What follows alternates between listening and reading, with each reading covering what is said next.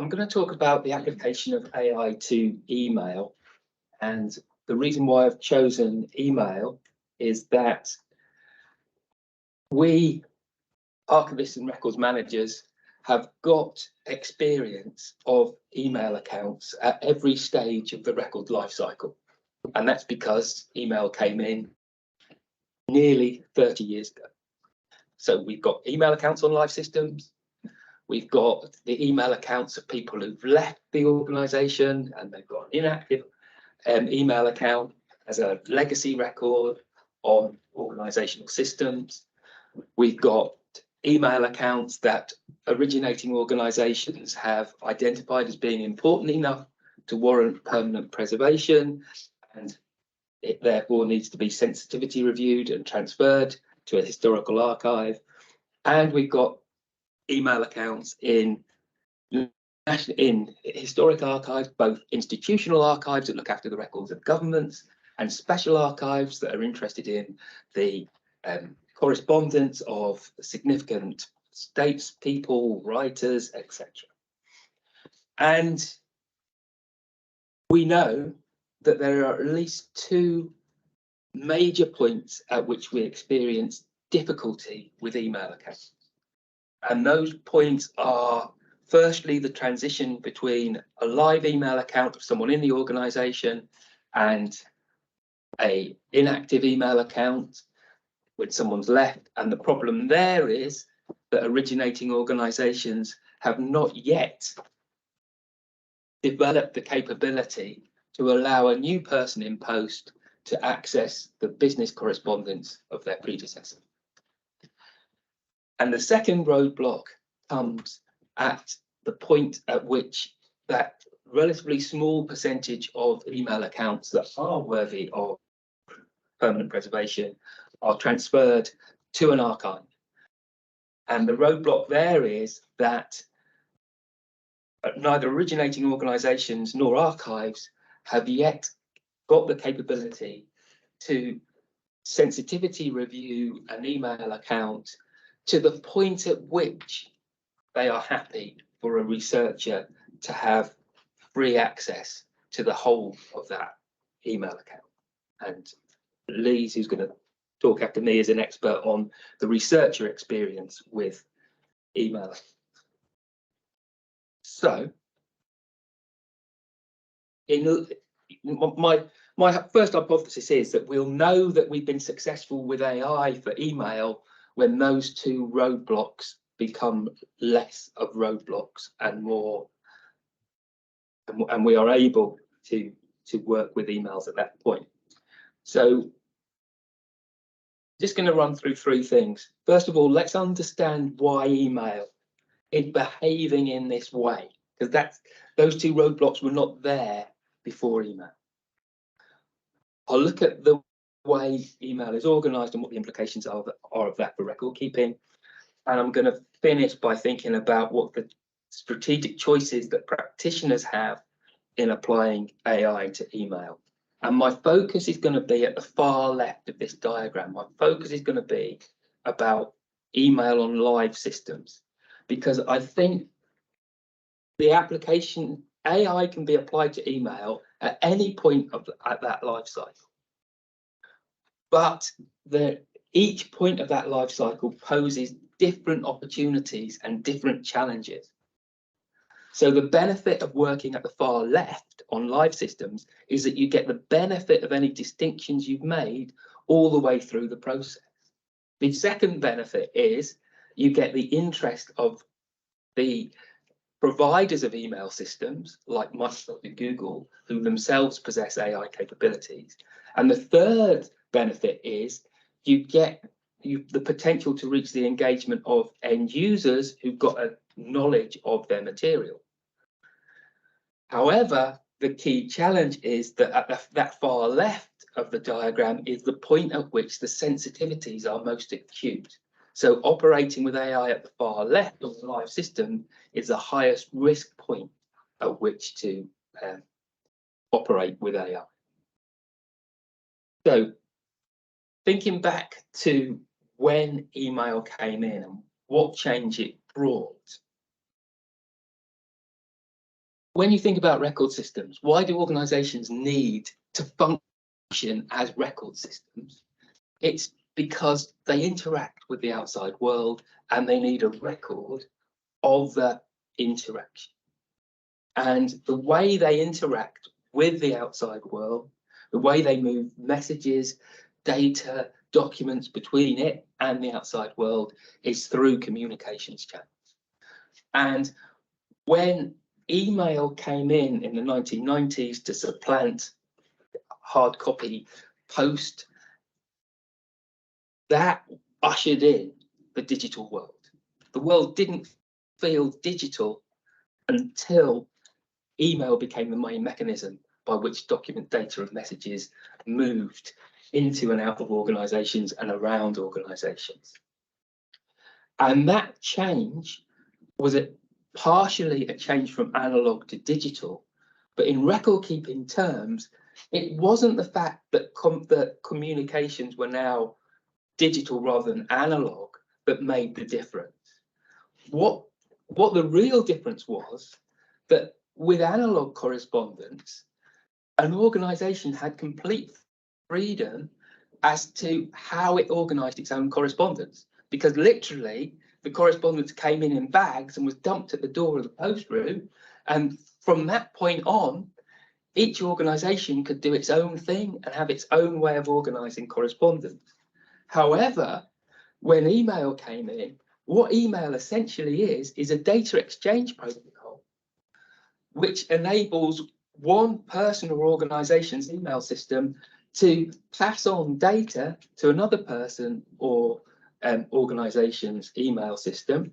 And what that means is that both parties to that exchange are organizing their email correspondence in more or less exactly the same way. So email systems brought with them their own repositories to store the correspondence, and they brought with them their own way of aggregating correspondence, which happened to be into individual accounts. And that was a major change from the previous way of organizing correspondence, which was into business activity specific files. Yeah.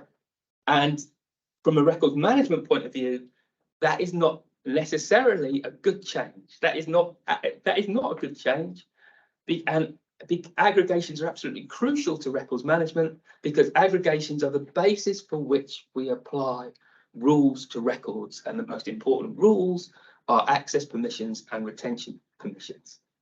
So the first thing that organizations thought was, well, we don't want our correspondence moved into individual accounts.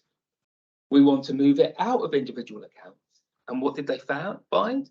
They found that they couldn't, because what email had done by accelerating correspondence, because machine passes it on to machine, is it rapidly expanded the velocity and the volume of correspondence. So the sheer amount of correspondence coming into organizations meant that they could not move it into any other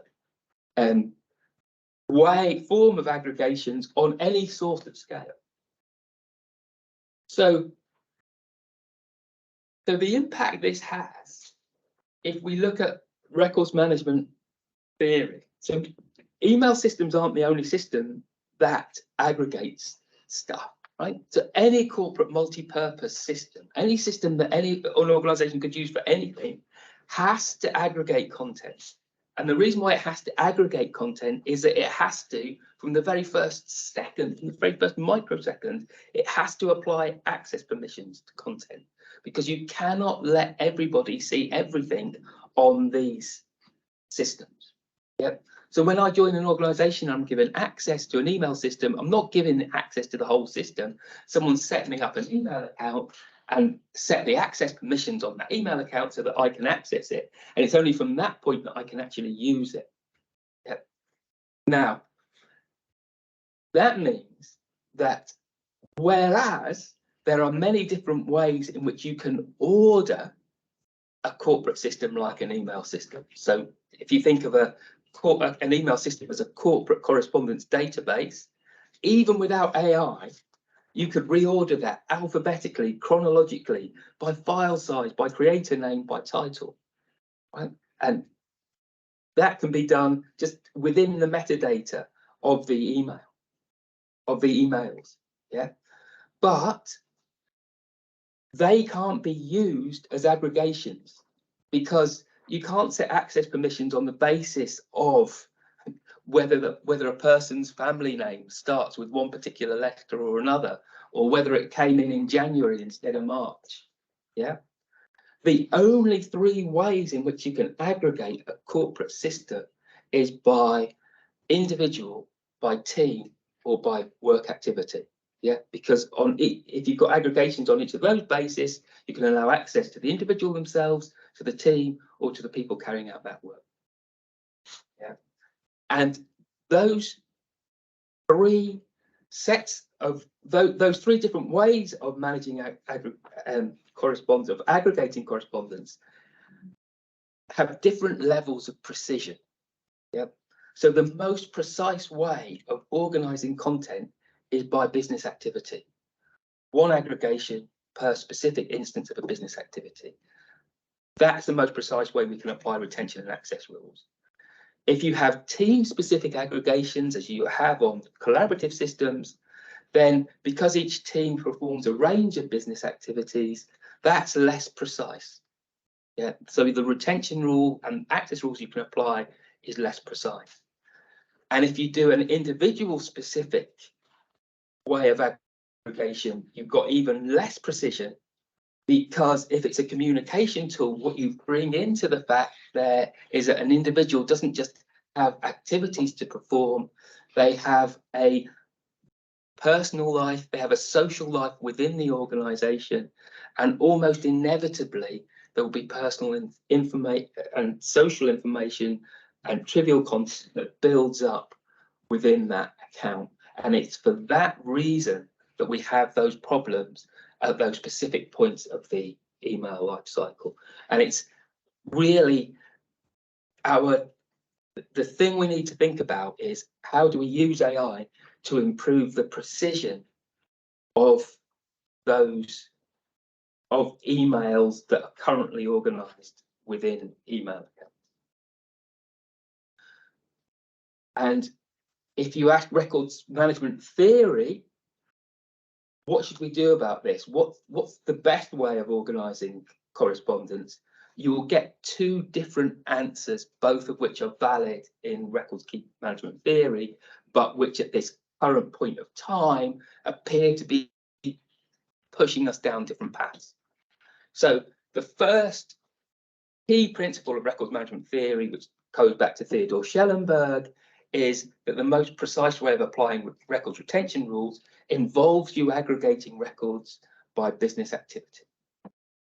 The second principle, which was championed by Sir Hilary Jenkinson in the early 1920s, was that the original order of records should be respected, even if it's suboptimal.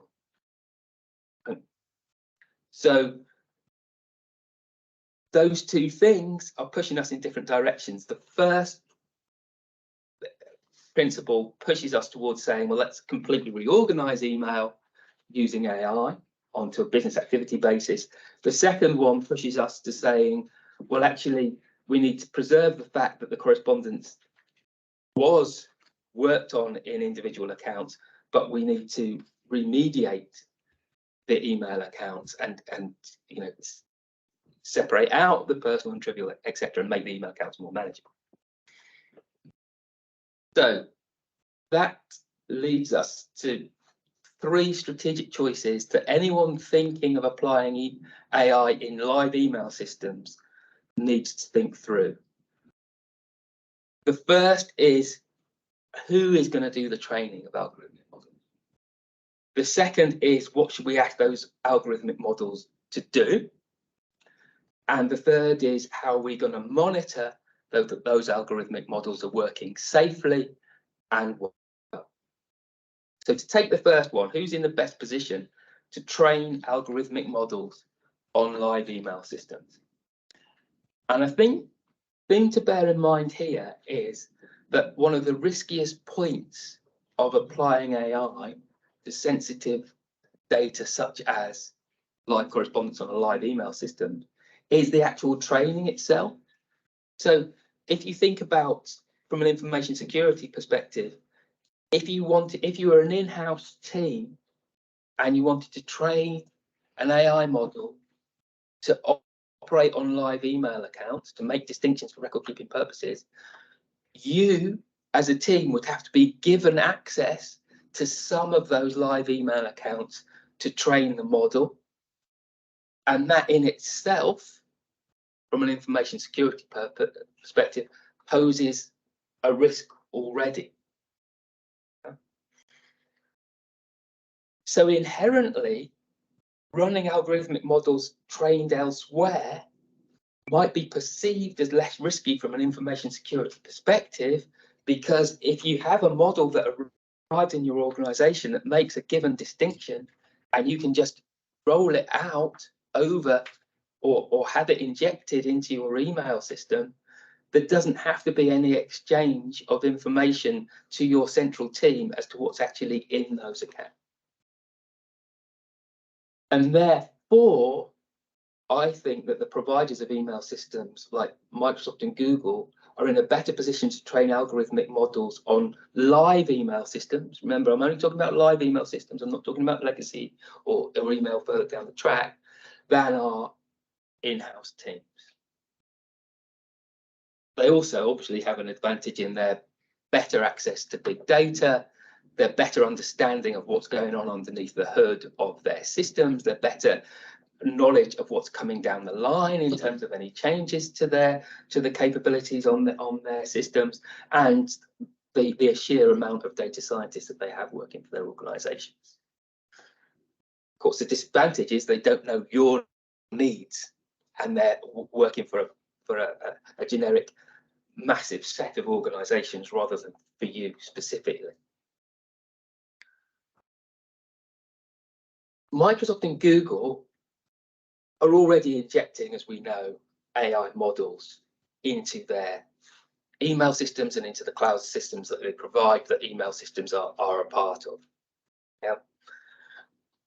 But so far, they have avoided running any AI models that directly changes the access or retention rules applied to content. They've regarded that as the tenant's responsibility.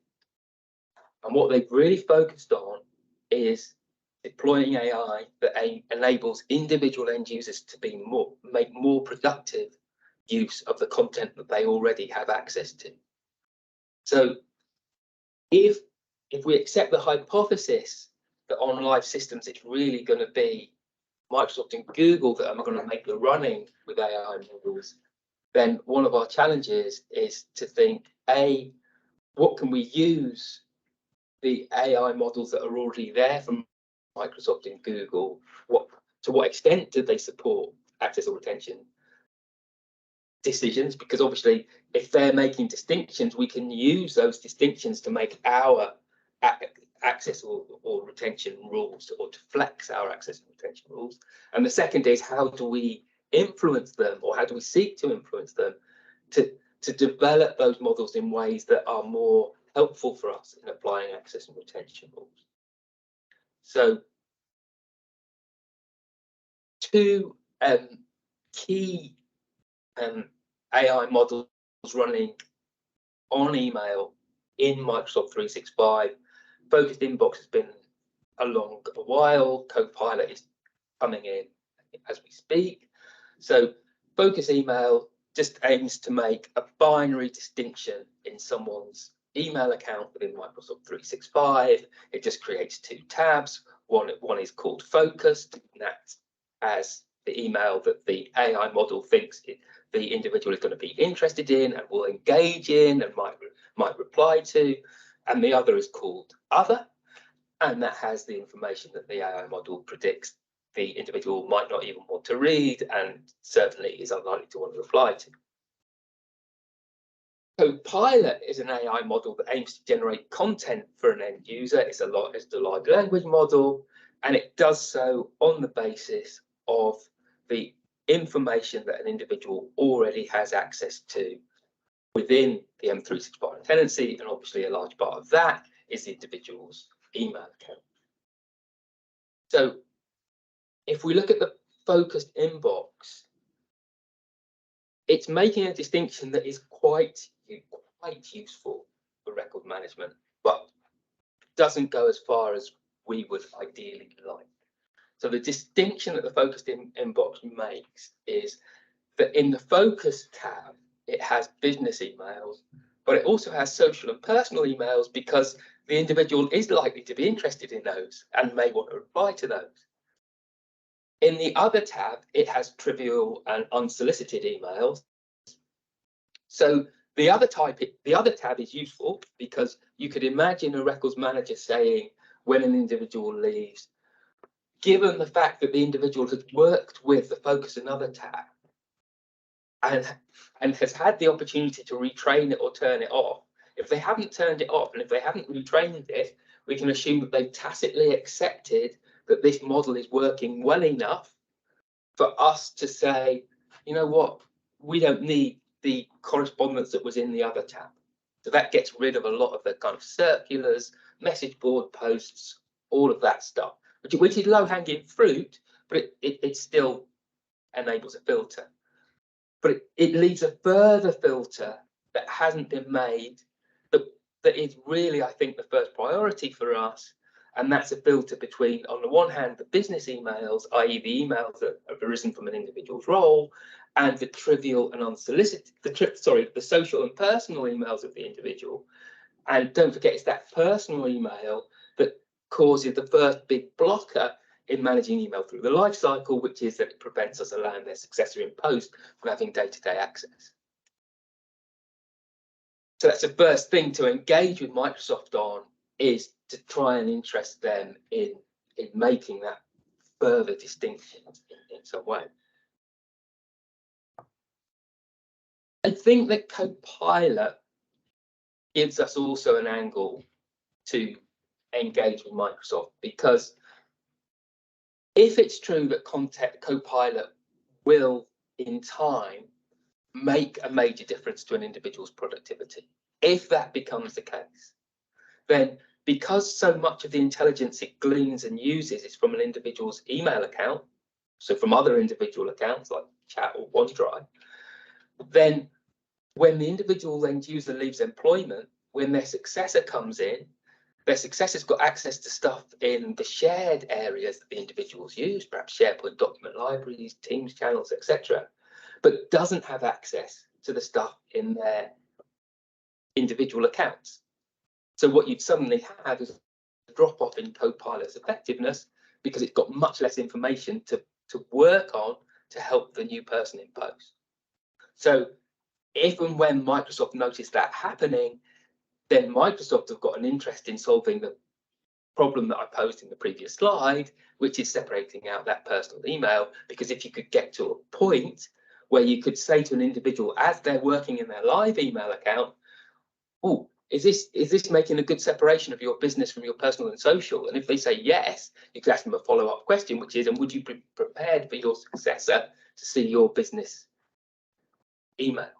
And what I like about that model is it doesn't put all the risk on the records manager's head, because it gives an end user the ability to say yes or no, and the end user has borne some of the risk of anything going wrong because they've been able to assess the model working with them as they've been using the account. So the next question is, what do we ask the models to do? What do we want the models to do? So to give you two extremes, one thing we could say is, well, we don't like the way that email aggregated correspondence into a Google account. What we're going to do is come up with a big classification of what the organization does, or a big list of all the activities provided by the organization, and we're going to train an AI model, a massive AI model, to look at every bit of correspondence and to assign it to the right business activity. So you could have the correspondence of different people working on the same bit of work brought together in the same aggregation, right? So that's a more efficient way of applying retention rules, but you've disregarded what might be seen as the original order of the records. Yeah. Your other option is to say we're not going to do a comprehensive reorganization of email. What we want to do is to make email accounts more manageable by tackling that problem of the mixture of social and personal with business in the first place, and then perhaps going further and making distinctions as to the different activities that the individual within their account was performing. So in that case, you're accepting the barriers of the email account, the boundaries of the email account, but we're making it more precise. So I think the thing about the first one, the first option, which is the reorganization, is it sets a very difficult task for AI. And even if the AI succeeded in that task, so even if you could train a model to accurately assign all individual correspondence to a business activity, you're actually still going to threaten something. And what you're threatening is the predictability of the whole record system. So one of the things we want, remember that life cycle that I showed you as a form of a river at the start, you're wanting a two-way predictability across that span of time, that span of decades. You're wanting an individual on the far left of that river to be able to predict how that information that they're creating and receiving will be managed over time. So in other words, how I think my emails will be managed over time, who I think will be able to see them, might affect how I express myself and what information I put into an email. So if 2 years or 3 years or 4 years later, you're going to completely reorganize that correspondence and have a new basis on which access permissions are going to apply, you've reduced the predictability of that record system from the point of view of the person who worked with that content. And it also works the other way around, because if you're a researcher sitting 20 years later, looking at email correspondence in an archive, you're going to want to be able to look back and see how that correspondence was worked with an individual. And if you're presenting with an order that the individual had never even seen when they worked with the correspondence, that was arrived at 5 years later, and you're seeing correspondence from different people in one aggregation that no individual have been able to see that aggregation, I think you're losing the backward-looking predictability as well. Okay, so I think we're better off with less risk in all senses, in trying to make email accounts more manageable. Yeah, because if you start with the email account and you just make more and more finer and finer distinctions within that email account, but never bust the correspondence out of the email account, then you're always setting the AI easier tasks. The initial binary distinction, is this business or non-business? Then you can create clusters of business activity specific correspondence within the account, where you could even use unsupervised learning for that. And at no point do you have to come up with a massive classification of everything you do. And at no point do you have to train an AI model in a massive classification of everything you do. The final question is, if you deployed AI on live email systems, who would monitor it and who would retrain it to keep improving that AI? In other words, who's going to notice when it's making mistakes and who's going to correct it? Now, for the same reason that I don't think in-house records management teams are in the best position to train AI models on live email systems, I also think they're not in the best position to monitor AI models on live email systems, because monitoring would require them to have access to the content of live email accounts. Yeah, like I said, that's different later down the life cycle, but I think for live email systems, that's an important consideration. Now, any change to access permissions and retention rules on records is a high risk decision. especially access rules. Because if you get access rules wrong, then it's like a stable door. You know, it's no use shutting it after the horse is bolted. There's no use locking down permissions on sensitive information if it's already been made viewable and already been revealed by someone's co-pilot or AI. That's once their AI model has been given access to the material. So I think on live email systems, the only people who could act as a human in the loop for AI models on live email systems are the end users seeing it operate within the email account themselves. So I think that's another reason why, if you're operating on live email systems rather than later in the life cycle, you would want to deploy AI to make email accounts more manageable, because then you can get the end user to monitor it and either accept or reject it.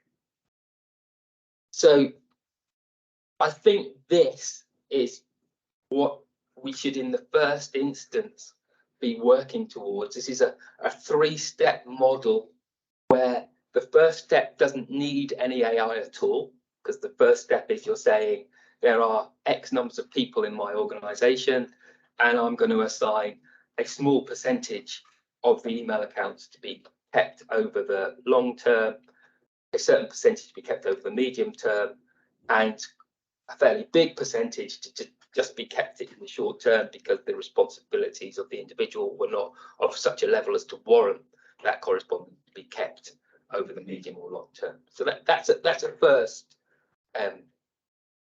thing, and the advantage of that is it buys you time to get your AI models working.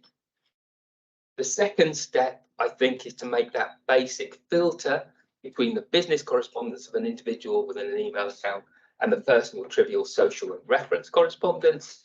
As we've seen, the cloud providers are already able to separate out the correspondence that the individuals just received for reference, and it's the personal and social that we need to work on, and we need to push the cloud providers to work on. And I think when you've made that distinction between business and non-business correspondence, I think the third step is within an individual's account to use AI to create clusters, to be saying to an individual, look, we've created 20 different clusters within your account because we think there's 20 different groupings. Are these useful to you?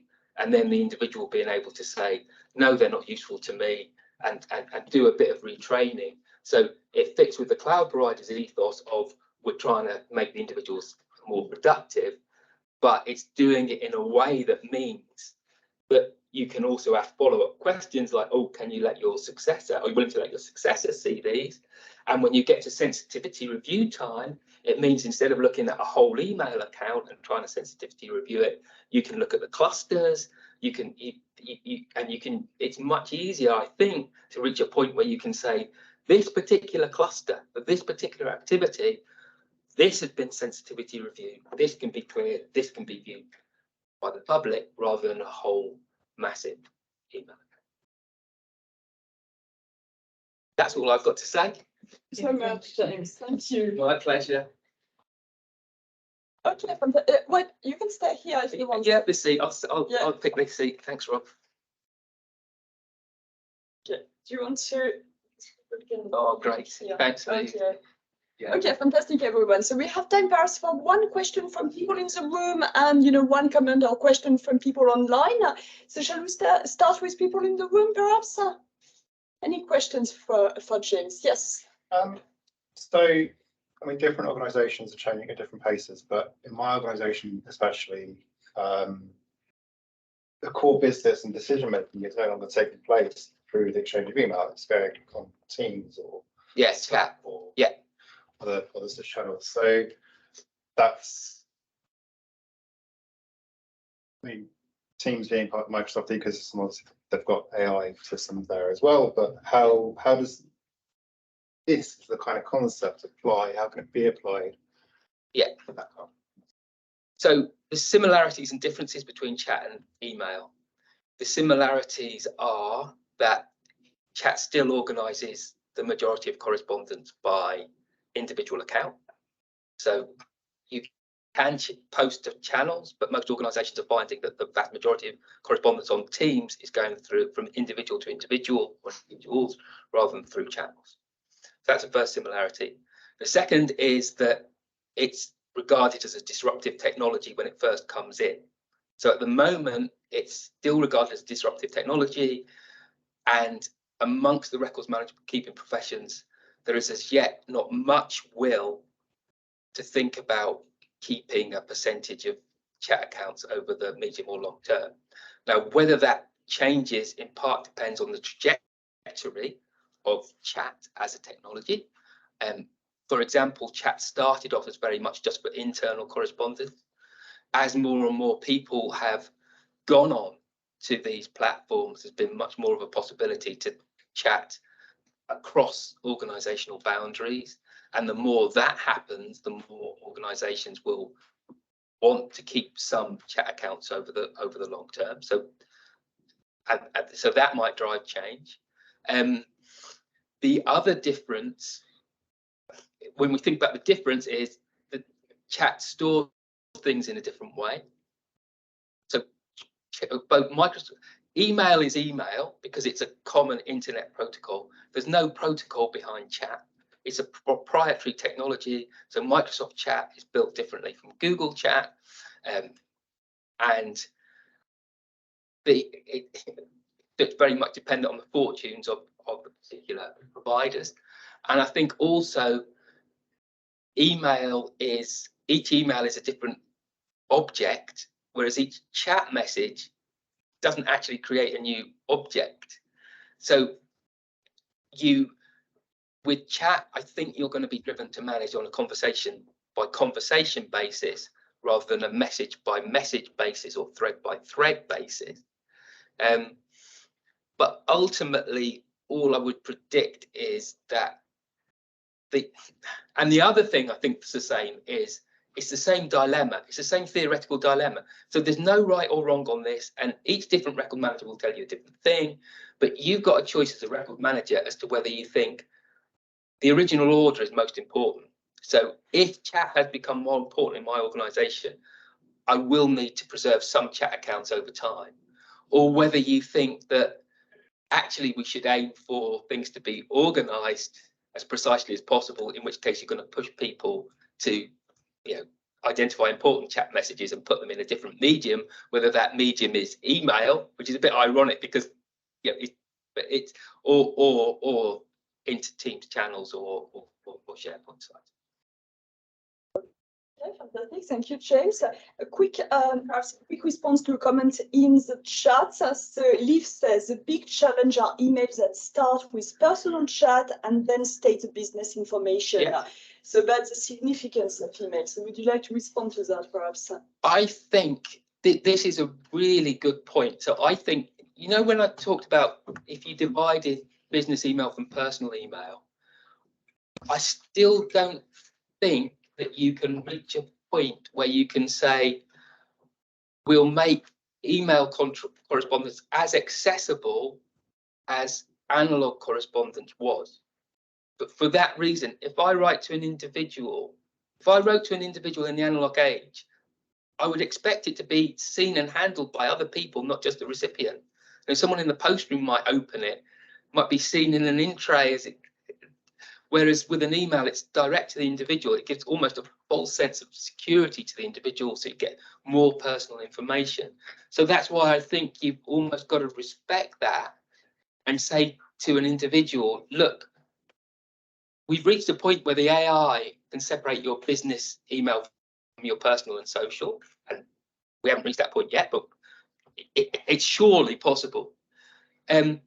But we're still going to give you a choice as to what happens to your personal email, because only you know to what extent that business email of yours has got personal information in.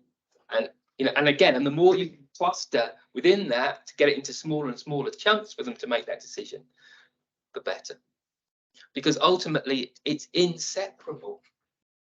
You can't ultimately separate personal from the business entirely. An interesting thing from Nara, who did capstone approaches, their records manager reported that some individuals felt that the way they expressed themselves in their email, even when it gave no direct personal information, was also something personal to them. So you're going to actually find different individuals having different expectations as to where the boundary lies between their personal privacy and the business record. Okay, great, fantastic. Thank you so much, James. My Thank you for